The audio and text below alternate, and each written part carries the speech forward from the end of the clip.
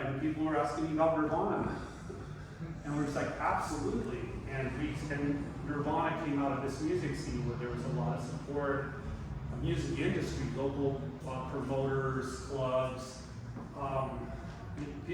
music stores, that whole record labels, that whole ecosystem. And I just kept rolling with politics in the aughts. I was the chair of the Waukegan County Democratic Central Committee. I did that for about 3 years, and I was involved in the party for about 6 years. My wife, Darby, was active in the party. She was the state committee woman.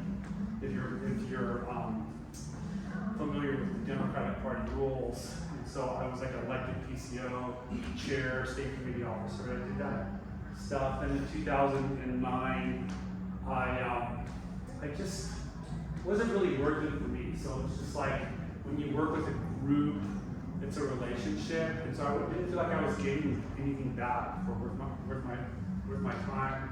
So I quit the Democrats in 2009, and I've been a political independent ever since, until I started the Cascade Party. But we'll get to that. I've been active in the Washington State Grange since 2004, and I was, come on in.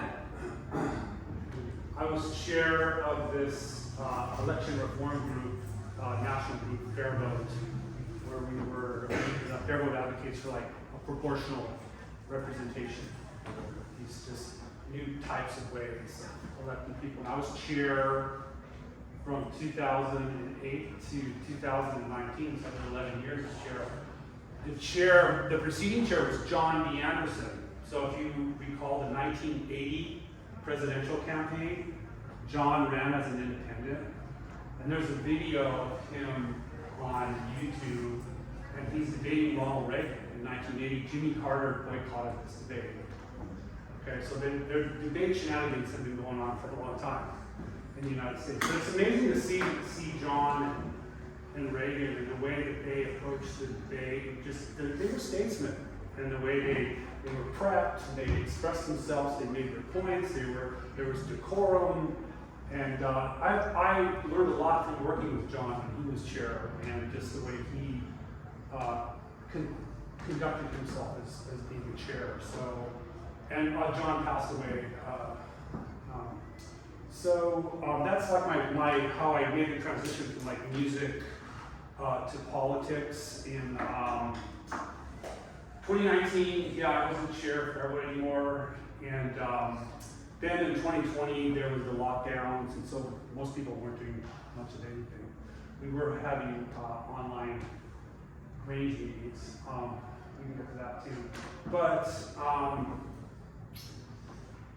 so in 2020, then I got, there was all those riots and a lot of civil discontent, and I made just a simple comment on Facebook that, hey, with Donald Trump, he's making sense here about calling for civil order. I was just really offended by a lot of the destruction and the mayhem. And so then I got canceled because people don't like that kind of stuff. And so then I quit social media. I did predict, though, I made a statement and I said, imagine if these were right-wing militias doing all this mischief and mayhem and destruction, and what the outrage would be from the other side. So guess what I did?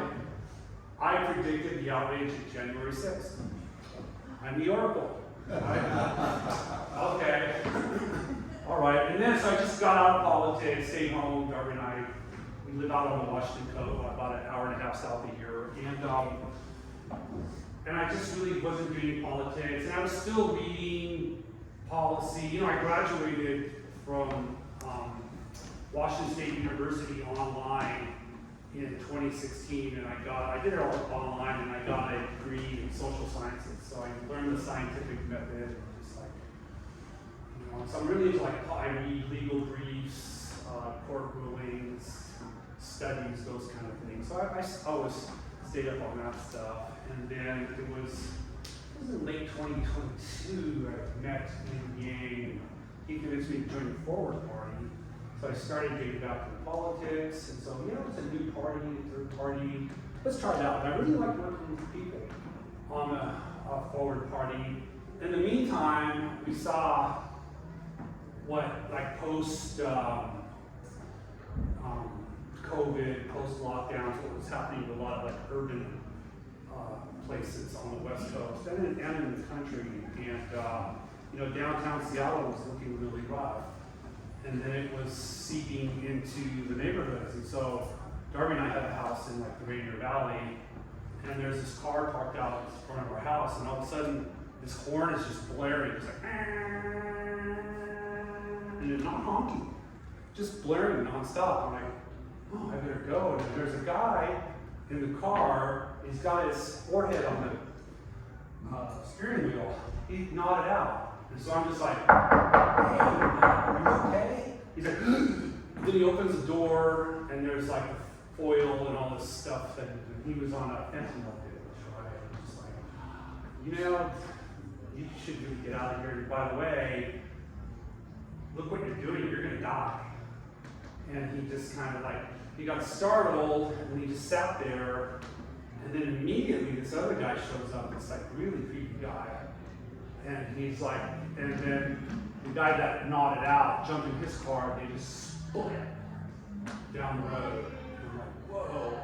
And then I had to go, this is not about my inconvenience, but I had to go, and then Darby was going to be home alone for a while. And she was going to meet me later at this event. I'm like, no, you got to come with me right now, because I was going to meet you at my house. Right? And then later that day, I'm like, God, this is just terrible. City of Seattle should have better policies and, at least helping people and not allowing this kind of stuff. And so I went and saw who our city council in our district was. I don't vote in Seattle, but I vote out on here in the 19th district. And it was, how do I put it? Just kind of this save the world, big thing, big ideology. It didn't seem like it was focused. I didn't like the policies that the incumbent was promoting. So I looked there's an election going on. So it was Tanya Wu who was running against the incumbent, and she was more mainstream, middle of the road, common sense kind of stuff. What I consider common sense. And so I started supporting Tanya Wu. Then what is the fundraising regime in Seattle? I want to give Tanya some money, right? And so I could only give her $700, right? And then because she takes public financing, so there's these really stringent campaign finance limits. But if you start a political action committee, or you go to a political action committee, you could give unlimited amount of money. But it needs to be disclosed on the advertising. So I joined a political action committee. And they sent some, it's independent of the campaign, and so they sent some advertising, some ads out supporting Tanya, but then there was a nasty gram for the incumbent, an attack ad, and I was listed as one of the top 5 contributors, so it's I support that kind of transparency. So basically, hi, I'm Krist Novoselic, and I'm one of the assholes that paid for this ad. And that's not, I didn't want to do it, but you do it. I don't know if I'm ever going to do that again, but my point is that, how transparency is important in elections. And so, Forward Party, I'm still working on the national board of Forward Party. I was elected chair of the Washington Forward Party. And one thing led to another, and it just was not a good fit for me. And I don't want to look back, so I quit the Forward Party. Then the next day, we started the Cascade Party with a couple other people who left the Forward Party. And the Cascade Party already had the URL, we typed in on the https:// I had cascadeparty.org. It was already on the server, so hey, let's just start it up. But it's hard starting a party, and it was so late in the election that switching gears from one party to another in the middle of an election. So we had our sights set on the long game anyway, And so what are we trying to do here with the Cascade Party? And well, we want to have access to the same rules that major parties have when it's fundraising. So instead of having like a political action committee that can't coordinate, which I think there's a gray area there in Washington State about the coordination, but we won't get into that. And we're going to have questions too here. But so why do we want to do the Cascade Party? Is so we have access to the same fundraising rules that Republicans and Democrats have. So there is coordination between candidates and the party. So that's what a party is. Like, what does a party do? It's a political association, right? And so what we're working in, and so we can support candidates that express our needs and values. Our candidates are ambassadors to the voters. So when you're a voter, you have your ballot, and you see the Cascade Party, you can say, yeah, I agree with that, or you can say, no way, and vote for somebody else. So that's what a party does. It distills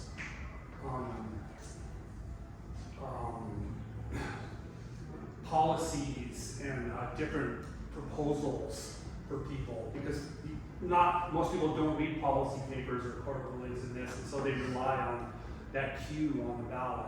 So that's the main thing a party does. Then they coordinate with candidates and coordinate spending, and yes, it needs to be disclosed. Like, remember how I contributed to the PAC? Well, if I'm contributing to the Cascade Party, then it's going to be in the public disclosure. It's going to say, Krist Novoselic gave X amount of money. Or if you contribute over so much amount of money, say you want to contribute $1,000, $500, I don't know what the thresholds are, but it's going to be disclosed. People can go to a database, reporters, especially the media, and say, hey, okay, who's giving to this party, right? And then the party also has to disclose expenditures. So like, where are they spending the money, right? And which is good. And that's the things that the forward party, Cascade Party, shot caller for me. And so,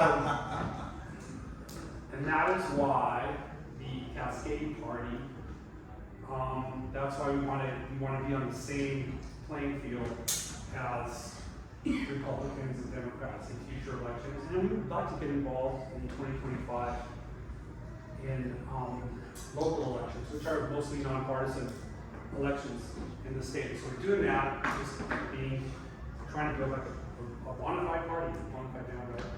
And another thing we're doing is with our social media. So we use this app called Hub, and it looks like Facebook, it acts like Facebook, but it's not Facebook. It's this open source app that we put on our own server, and if you join our Hub, the Cascade Party Hub, there's a terms of use, and you read those terms of use, then you're a member.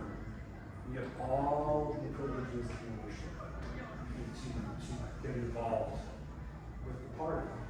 And so we're not dealing with Palo Alto, California. We're dealing with our own membership, because there are no bosses in the Cascade Party.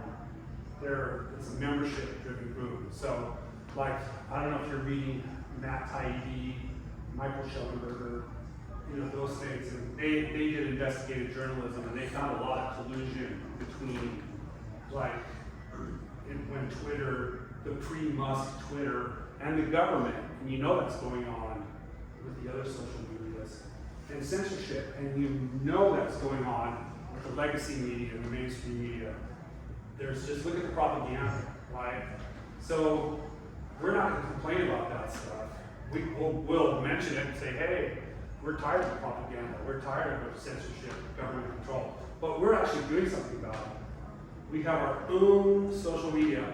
We don't track our users. We don't sell our users to advertisers. Our users are not products. We are empowering ourselves with this social media. And this is the future of social media, the way I see it. Another one of my oracle moments, right? As we progress, I've been online since 1992. So as people, we're online, we've been through the mainstream social media, we've done this and that, we know how to deal with trolls, We know, we can see what's fake information. We're good at this stuff now. I'm sure folks here like grew up on this stuff. And so now we're going to do things like, we're going to have my own families, because we're going to have our own social media, and our own friends, our own circle of friends, and we're not going to be products for these big corporations anymore. Isn't it ironic that people complain about the corporations, and then they're doing all this corporate media, like, right? We're beyond that stuff. So those are the two. It's like, so it's a demonstration party. The Cascade party is just like, yeah, we're running. We want to get on the same fundraising rules as Democrats and Republicans. We're doing our own social media, right? And so some of the things we're doing right now is we're running a presidential ticket. Okay, so in the state of Washington, if you want to be recognized as a minor party, a qualified party, you have to have a presidential candidate and a vice presidential candidate on the November ballot. And you have 90 days to get 1,000 ballot signatures. And this only occurs once every 4 years. It's like the cicada hatch or something, right? So that's why we're doing that, like right now. We're like gathering signatures. We're gonna have petitions here, and we urge you to sign a petition if you're a Washington registered voter. And so we wrote a letter to the state saying, hey, these rules are bad.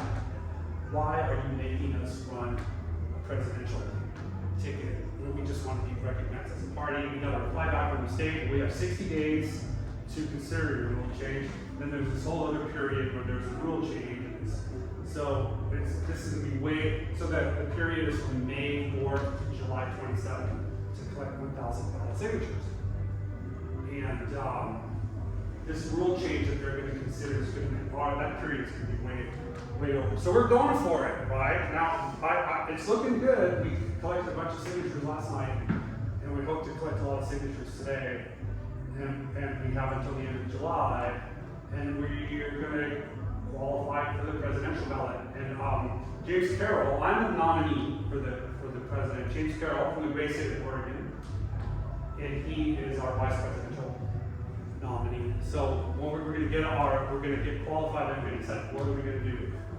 So maybe you can tell us, like, what you think. No, don't run. Get off the ballot. Don't even get on the ballot or go for it or whatever. We want to have a collaborative process here. So in the meantime, we're just going to go for it, and we're going to qualify as a minor party. Another thing we're doing is we're going to submit an amicus brief in the Soto Palmer case. If you're following in Washington State with the redistricting, we're writing a brief complaining that a federal judge has destroyed our state redistricting commission process, that it allowed plaintiffs in the case to draw 13 districts in central Washington the way they wanted to draw the districts, so that it's gerrymandering, and it has attributes of gerrymandering, and then the court has this big dilemma about gerrymandering. We're saying that this is beyond run-of-the-mill, your usual partisan gerrymandering, that these plaintiffs and this federal judge came in and blew up our redistricting commission process. So, and then we're proposing for a remedial plan, a proportional representation system for the Washington State House, which is a statutory change. So that's the kind of wonky, this wonky stuff, but we could work, we could work on these things. So, and then we could talk about policy and things during the Q&A. So that looks like I've spoke for about 20 minutes now. I look forward for things being interactive. So if anybody has any questions, please. I have a question. Great. I don't want to take up all your time. It's our time. Okay, so starting with just the first impression. Is this your policy statement? The arrogant and evil people will lead to the destruction of holy life, peace, and freedom. Where's that? That is what is tattooed across the front of your little owl. Can I see that? It's in Latin. Oh. And when you look up the Latin definition, that is the... What is it? It's supposed to mean peace and freedom. Well, that isn't what I've got on Google when you ask staff is trying to. Really? Yes. That's scary. I looked it up. It's a piece of freedom. I'm here. So what does it The say? arrogant and evil people will lead to the destruction of the holy light, peace, and freedom. Peace That and wasn't freedom. AI generated, was it, the answer? No, I just put it in my phone search engine.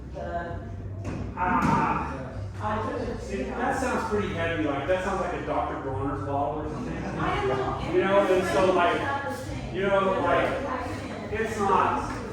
Yeah, you typed it in. You typed it in.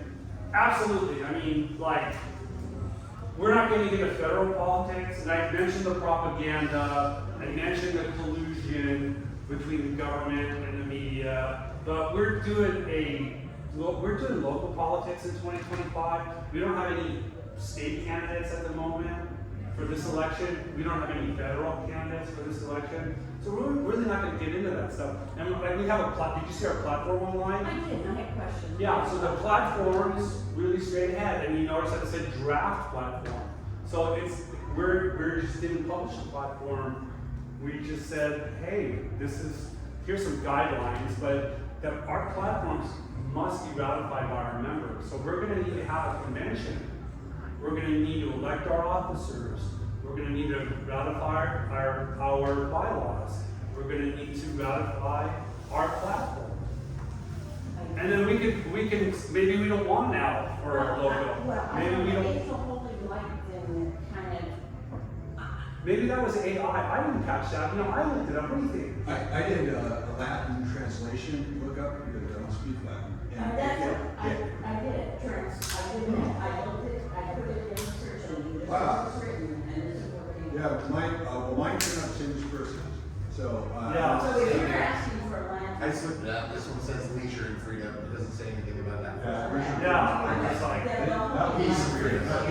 it's scary. Yeah, holy light. Do you remember Dr. Bronner? So Our politics is absolutely destroying the churches in the United States. I mean, their attendance is way down because nobody feels confident that they're not becoming a political cudgel. we're all about political association. We're all about free association and religious association. That's all based in the First Amendment of the Constitution of the United States. And it's you know, I put that in there and it meant peace and freedom. That's what I meant. It's whatever that's generated online. It's just like we know how to identify trolls, we know how to identify misinformation, disinformation, that, you know, whatever. It's like we just kind of deal with that stuff. So yeah, thank you. Yeah. And the platform, very, very interesting, but you know, I'm a retiree, I'm a baby boomer. I really got the feeling after reading all of your information that you were really specific, targeting the millennials.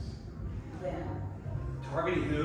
millennials, Oh, that maybe we shouldn't be here, we weren't in the right group. I'm the Generation X. I'm the oldest Generation X.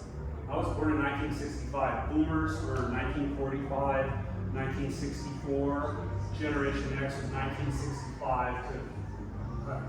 Boomer. You're a boomer, okay. You're a boomer too. So there's some boomers here. There's boomers here, yeah. Okay, but wait a minute. So millennials. So there's this book that inspired me to do. I wanted to do this digital party. You remember the Hub and talking about making our own social media. There's this book by these generational theorists. We're talking generations, right? House and Winograd. It's called Millennial Makeover, and that was the book that influenced me. And the thesis of the book is there's like two kinds of generations that they just kind of oscillate one after another. There's a civic generation and an activist generation. So the civic generation was like the 30s, and people in the 40s, they were civic people, civic-minded, our great-grandparents, maybe my grandparents, right? Boomers' parents. Then boomers were the activist generation. They were just more, you know, they were different. And then the next generation that came, the millennials, are a civic generation again. So what these generational theorists, their book proposes is that any major party or new party that connects with millennials and younger through social media will dominate politics for a generation. Okay? And then they follow how did all these realignments happen in politics? Well, there were the Lincoln Douglas debates in 1860. And what was revolutionary about those debates? The telegraph. And so those debates, they would have a debate, telegraph operator would spread it to countless newspapers all over the country, and then people would read like, wow, this is online. Radio. Then there was television. There was a realignment in 1960 with Nixon and Kennedy. And so, television, that's where the television changed politics. And so, in their theory, House and Weintraub is with the internet now. There's going to be a realignment with this new technology. So that's what we're doing now. So it's like, hey, if you don't want to be a product, you want to be empowered through social media. And I say this jokingly, like people waste their time on social media. Well, why don't you waste your time on our social media? Because you most likely won't be wasting your time. You're actually empowering yourself. We don't track you. We don't sell you to advertisers. You're not a product. You're empowered. So this is a new kind of social media. So just doing this, we're a success. We're doing it. Have I been complaining up here at all? These corporations and well, I did bitch about media, right? But it's, but not, I've been trying to have a positive information. But I'll take more questions. I have two questions and a comment. The first question, what are your strategic goals like for the future? Like, what do you think it could meaningfully do like for 2026 national or? It's 2025. 2025 is in Washington State. There's like city council elections in Seattle, Aberdeen, a lot of local things. And so to work with local people, like-minded people who have shared needs and values, to get behind candidates and do grassroots politics. And then we have this informational component, which is the hub. So you go on our social media, and that's how people connect. And also to be a demonstration. So like, if you don't necessarily agree with what Cascade Party is advocating in our policy position, you can take these ideas to your own group, whatever this group's or that group's needs and values are or goals are, and it's a demonstration party in a lot of ways. But I'm a big fan of Sarah Nelson on the Seattle City Council. There's Ann Davison's running. Get involved in local politics, Aberdeen, wherever in the state. We have the amicus brief. So it's in front of the 9th Circuit Court. So that's going to be filed soon, and it will likely go to the Supreme Court of the United States. And so we'll refile the brief there and start pushing for proportional representation for the Washington State House of Representatives, to be inclusive, to save our redistricting commission process, and to solve gerrymandering once and for all. So what's our proposal for the State House? So in 1966, Olympia created this position 1, position 2 for State House ballots. You know about that, right? That's not in the state constitution. The state constitution says there shall be no more than 99 seats in the State House, and then you can't split a Senate district and a House district. They have to be contained, right? So in 1966, there were these court rulings, civil rights rulings, which were good rulings that I support. And they had to have these uniform district signs. So they made 49 2-seat districts. And so voters still get 2 votes, 1 for each seat. However, you vote in an exclusive position 1, position 2. So we're going to say, we're going to scrap that law. That's the statutory law. And voters get 1 vote to elect 2 seats. And this is called top 2 pro. Scientific jargon is like single non-transferable vote, limited vote, legal stuff like that. We're calling it top 2 pro. You get 1 vote to elect 2 seats. Okay, so what would the 19th district look like? There's just like 1 Democrat and 1 Republican. And you would look at over half of the districts in the state of Washington would elect would send a split delegation, Republican or Democrat, or Cascade Party, because, you know, we're doing that. So what does that mean? You have, it's called shared representation. So if you're a Democrat and you feel locked out in the 19th, or you're a Republican conservative in King County, which is, they've gone extinct in Olympia, they would come back to Olympia. So you have these urban conservatives, urban Republicans again, rural, more liberal, centrist, left, whatever the labels are, right? And it's shared representation because you pay taxes, you're subject to the rules and laws of the land. You should get representation, and you don't give all the power to a commission. You don't give your power to plaintiffs and federal judges. The voters have the power. The voters choose who represents us. Imagine that. That's all our proposal is. And it's completely constitutionally protected. And you find these kind of remedies in the Voting Rights Act of 1965. This is legally solid, and that's the basis of our amicus brief. We're the only party in Washington State right now speaking up for Washington voters. We're the only party sticking up for our redistricting process. Okay? So that's our goals, and to have that attitude and be inclusive. You can't please everybody. People aren't going to agree, and so if people don't agree, like Godspeed, you know, maybe we'll go to a baseball game or something, and a barbecue, talk about something, we won't talk politics, right? But we'll still have our shared humanity, right? And then, but our party, we're gonna have a platform. Some people are gonna love it, some people are gonna accept it, some people are gonna hate it and split. And that's just politics. Politics is messy. So to clarify what you're saying,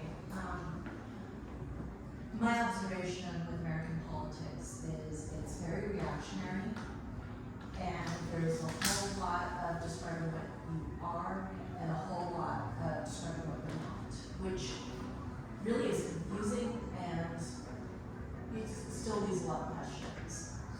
So my question for you is, what are you looking for? I'm hearing focusing on process, but for what end? What are you trying to accomplish if you have your dream outcome? We want to have a voice, a group of people amplifying your voice. They're amplifying your needs and your values. It's old-fashioned politics in a lot of ways. There's party officers, chair, vice chair, secretary, treasurer, which is their legitimacy is elected from the membership. There's the membership votes on the platform. The membership ratifies the bylaws. So people being empowered, the old-fashioned, like they could have had a meeting of 50 years, 60 years ago in this building here, in this room, and it would have been some political party meeting. And you know, that's a traditional, and so we're doing that, but the rub is we have this like social networking component. We're not going to Palo Alto, some Bay Area mega corporation colluding with the state. We're an independent party, so it's just like people recognize that and say, yeah, I want to be part of that, or I like that idea and I'll take it, and I'm going to do it with my, with this group over here. So it's part of it is we do have goals, 2025 election, some policy things, election reform, empowering voters through the hum hub, the social media, our own social media, empowering voters through the ballot, where you get one potent vote to vote for your state house, and just being an example and being positive. So what's the difference between what you're saying and the fact that voter engagement is the lowest it's ever been in local, state, national politics? And even union politics, people just don't want to engage. They don't want to have a conversation. How do you address that? So social sciences is a soft science. So what's a hard science? Like they could put a lander on a comet. Did you see how they did that? Or they could put a skateboard on Mars, right? With a camera, a robot. Because they know the hard science, they know how gravity works, they know how much rocket fuel they need, they know where it's all working together. You can pinpoint, that's a hard science, right? Social science is a soft science. That's why when you read like, oh, we need, video games are causing school shootings. Like, yeah, and then you talk to a scientist about it, like, well, is there a correlation? They're all, it's soft, right? And so, like, these kind of things of people being like disengaged or cynical, I mean, that's a whole other meeting. So all I can do is invite people, and we can invite people to participate and say, hey, join us, empower, you're the boss, there's no bosses in the Cascade party. It's like, and take this trip with us, right? It's a demonstration. It's, you have goals, and one of the things that one of my missions personally is to have as much fun as possible. Okay? So, this is not a crusade, right? And so I got derailed. We started this new party way late in the election season in 2024. It was just like, well, I'm 59 years old. It's 2024. How soon is 2025 going to be here? It's the end. It's the first day of summer. We're midway through the year. So, we are not crusading. This isn't a crusade, and it's just an open invitation. You're welcome to join us, and let's work together. And we can't do this just our small group. We're building. There's people growing, joining the Cascade party online. We're getting new members, and it's just kind of, then you just have your own life. It's just like I still do things like. I gotta do chores and things. I gotta go mow the lawn. I mow the Grace River Cemetery, right? So I gotta go mow the cemetery. So go ahead. I was interested in coming today because I had heard your cause for the redistricting. And living here in Aberdeen, I am very disturbed by the districting problem. Your voice in our democracy is the more people that have the voice, the more you're going to get heard in Olympia. So why do they have Westport in one district, Ocean Shores in another district, Aberdeen in another district, Moab in another district? Yeah. It's just insane. Now the solution to that is proportional representation, where you have like multi-member districts where voters, you have 3 seats, and this third of voters elect somebody, this third of voters elect somebody. That is shared representation. We have that here in the United States, proportional representation. You go to Israel or Germany, you need 1, 2, 3, 4% of the vote to get elected. You have to vote for a party. We don't really have that here in the United States, but we do have proportional representation. We have an American version of it. American proportional representation has a higher threshold. I think like Israel, you need like 3.5% of the vote to get elected. With Top 2 Pro, 33% of the vote. The threshold's a lot higher, 25% of the vote. And then in our proposals, in the American versions of proportional representation, you vote for the person, not the party. It's a candidate-based voting system. But I understand the plan, but what I'm saying is the law for redistricting, if you read it, and they made that commission now, so they elect 5 people who decide on districting and how it's done, and they only do it during the census years.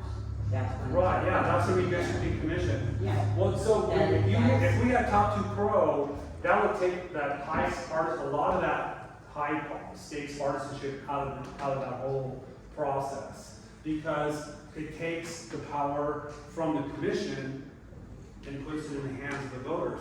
See, we have a bipartisan commission in Washington State. Now the new proposal is to have an independent commission, like they have in California. So there's not time for me to get into that, but it's like, okay, so the legislature doesn't really have the power to redistrict, it's with the commission. Okay, well then the commission has the power. We're saying, why don't the voters have the power? Why don't the voters have a say? And you do that through proportional representation. That's what Cascade Party, that's in our platform.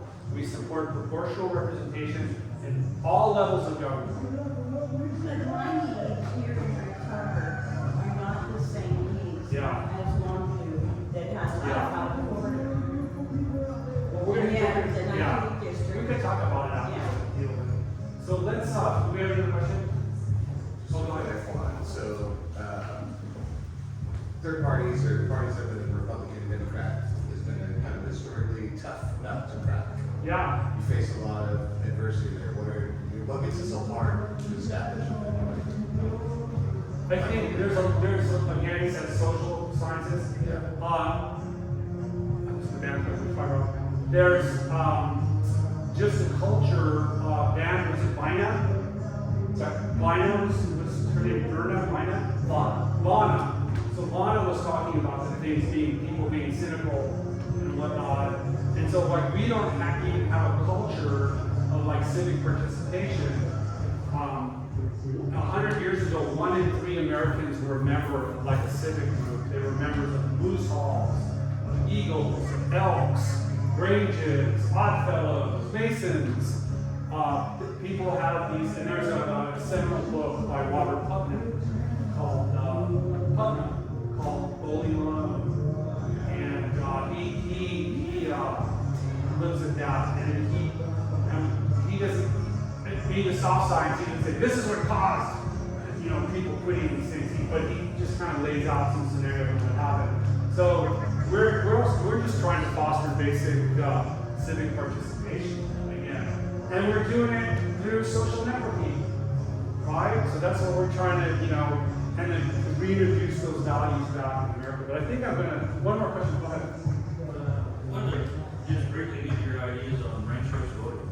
Well, yeah, ranked choice voting is a preferential ballot, and it's like a runoff election, but with one ballot.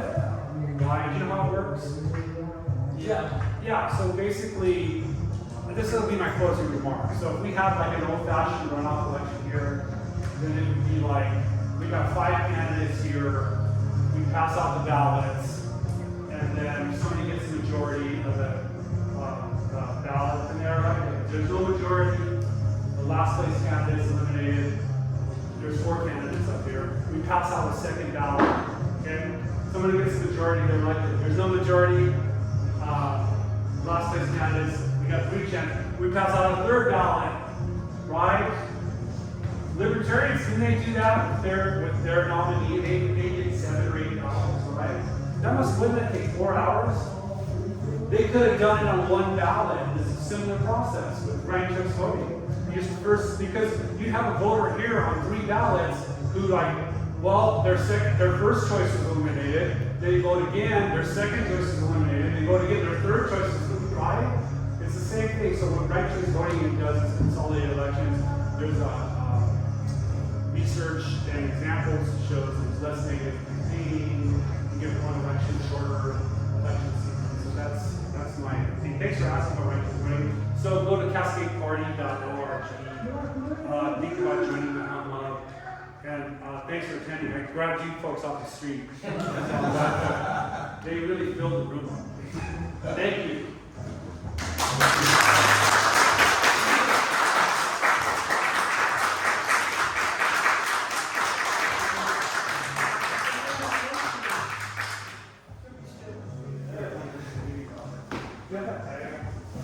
Oh yeah, sign the petition. Those ladies left, they should have signed the petition.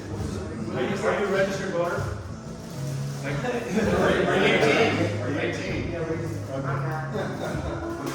I was 31st.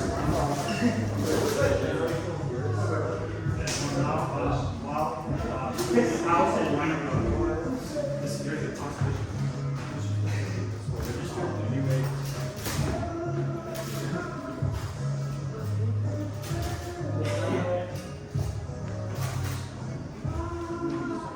Anyway, support the effort.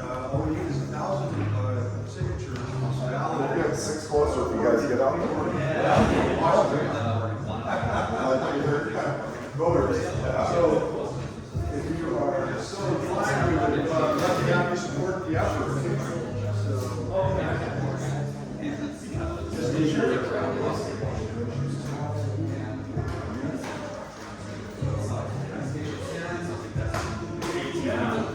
You're there, 40 off the street, huh?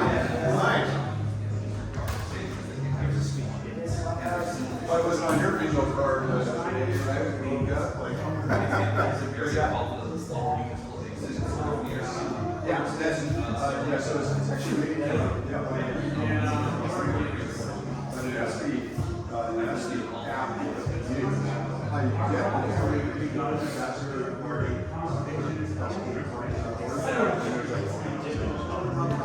and it's all set up, so that's just like a basic template. It's all set up there. We're all really active, so.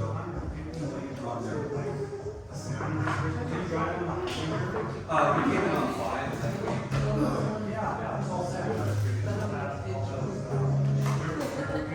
You'll have over like just and then just really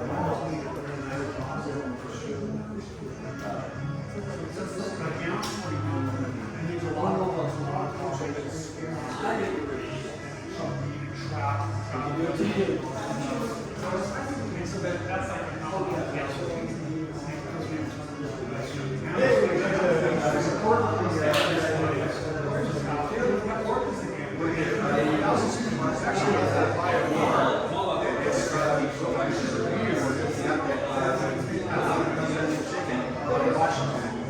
Every state's different, and every state has some requirements for how you can party. So you don't change that.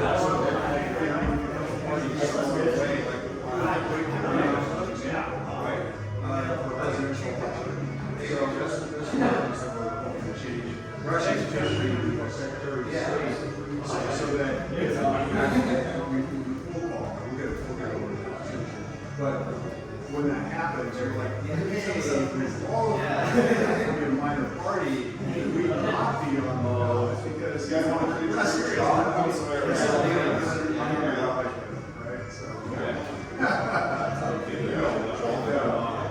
it's great listening.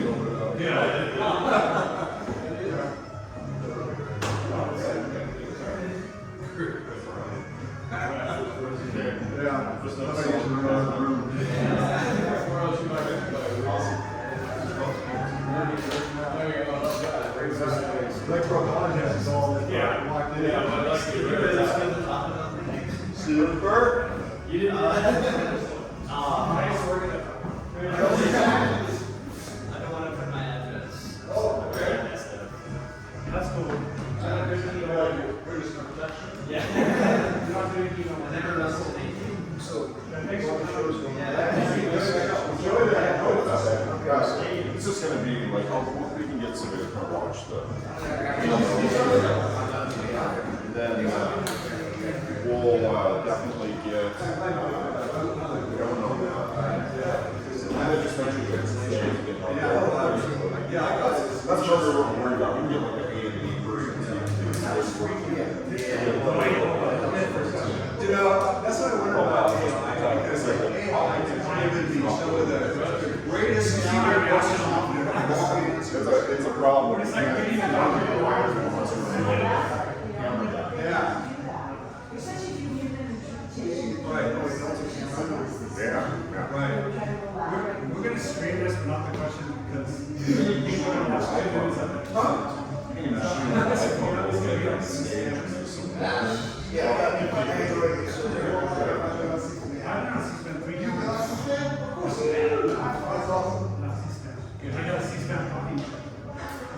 And then you get the crank callers, and I just whatever. Well, that's the thing, man, that was an illuminating first question, because that's kind of what we really found, the digital, weird stuff that's happening in that world. Maybe Protestants don't like that. It's one of the things that sounds kind of guy to it regardless. Most of them are still doing Latin sermons. They have that, that's what they do back too. That's a short run. Against the Latin. Yeah, maybe that was something, they see Latin, they think like that. But just, It's you know, like evolution. somebody sounds good, I'm doing another answer.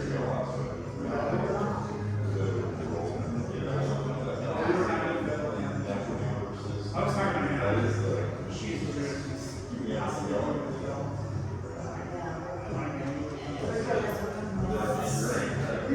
Eddie Gantz. And when you use it, Yeah, it's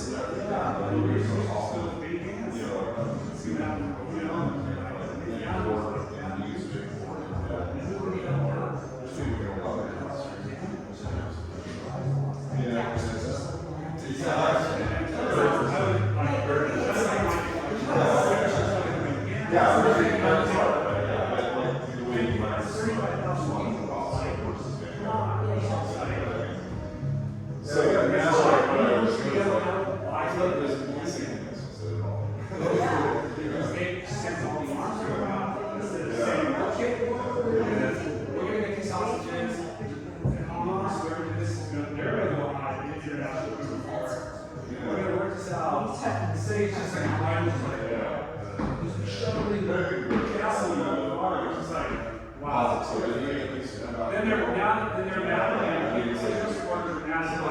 stop doing it. They talk about it. I feel like. And it's just like, look, why do you do this anyway? This bad is one It's not a different matter. It's bad, bad, bad. He should be fired. So you can't negotiate around. That's probably what it's.